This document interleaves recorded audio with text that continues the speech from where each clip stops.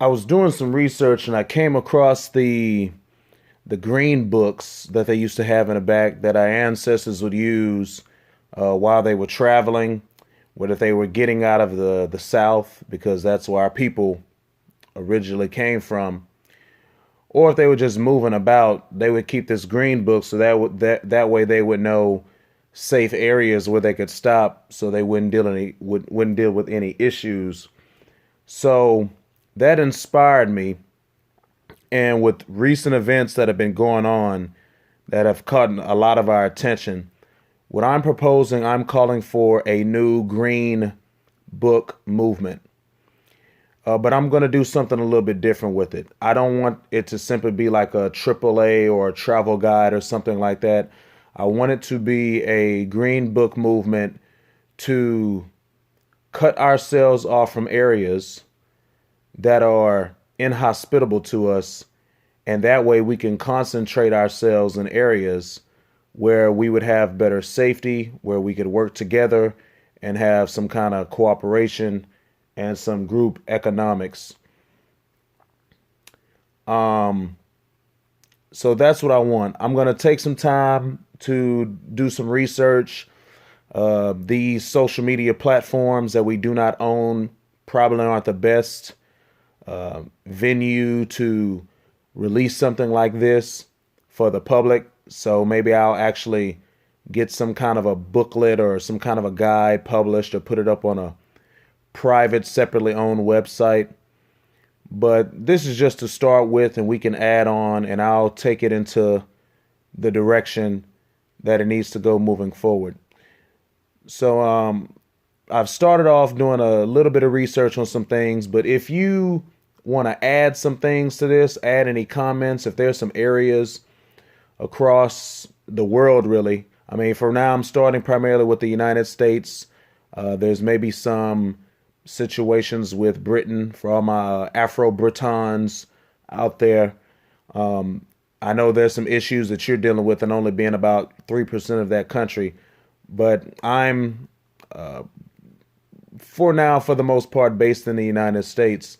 So if we're going to stay in this country for some time, I would like for us to create some safe spaces or some green zones or green spaces for ourselves, where we could be safe and we could be in our own communities, and we don't have to worry about outsiders, because that's the way to go, not to be dependent upon this country, so we can have our own situation set up. So right now, areas that I have listed as no-go zones, so these are not safe zones, these are areas to avoid.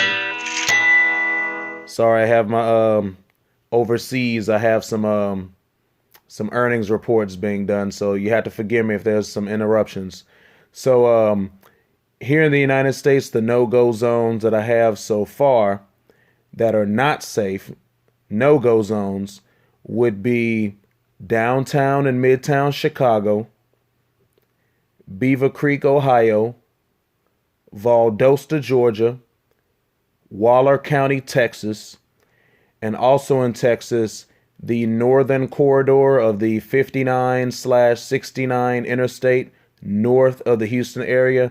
Now that's going to be your Cleveland, your Vidor, Jasper, Shenandoah areas, just to name a few areas. But that whole, they call it eastex corridor. White Plains, New York, downtown and midtown St. Louis County. That would also probably include Ferguson. Now I know that that area has a substantial number of our population. So do the best you can, but just be careful, be on guard. There's been a lot of situations going on over there, at least from what I could tell. For now, downtown and midtown Los Angeles County, Madison, Wisconsin, that would include the University of Madison, the University of Wisconsin or Wisconsin University that's in Madison, Tulsa, Oklahoma, Palm Beach Gardens, and Clearwater, Florida. So that's two locations in Florida. Salt Lake City, and Pittsburgh, and possibly even particularly the eastern portion of the city of Pittsburgh. And now I wanted to make a special mentioning of the state of North Carolina. I know that our populations in North Carolina have always been pretty significant, but recently it just seems like there's been a lot of issues that have been resurfacing in North Carolina, particularly in Raleigh and the Charlotte area. And and kind of like St. Louis County and Ferguson, since I know our populations are pretty good right there, and if you're already living there, I know there's a lot of things that some people may not be able to do to relocate or to maybe try to set up some protections for the community. But I mean, do the best that you can. I would say just organize, be vigilant, try to work together, see if you could try to mobilize and get something together, maybe politically or a neighborhood watch or a community watch. Do what you needed to do within the law when it comes to the Second Amendment, to having a sword, so it's put. So the Second Amendment does allow armaments, so you can use these armaments to defend yourself, defend our people, and defend the community. And that goes just for everyone else. I know a lot of people aren't necessarily able to relocate or avoid certain situations, but just do the best you can. Safety in numbers, pass on information as you get it, put the warning out. Just practice safety and caution at all times. Never assume that anywhere is safe. Maybe try to do some research before you go somewhere. If you're traveling, I always look into areas before I have to move about. And then until we get into a situation where we can put ourselves in our own communities and, carve out an area for ourselves, I feel like this is just simply what we need to do with everything that's been going on, because we know how crazy and wicked and evil this nation is. So what I'm going to do in the description box below, I'm going to list out these locations. Now, in the comments section, if you want to maybe correct me on anything, if you feel like I was mistaken, if you want to add something to it, if you want to send me any kind of links to any news articles, any stories, anything that's gone on, anything that's went down, just feel free to drop it in the comments section, and I will investigate. And I'll, like I say, over the next number of months, I'll try to compile a list and maybe some information and specifics about some areas that we should avoid. Now, I want to say that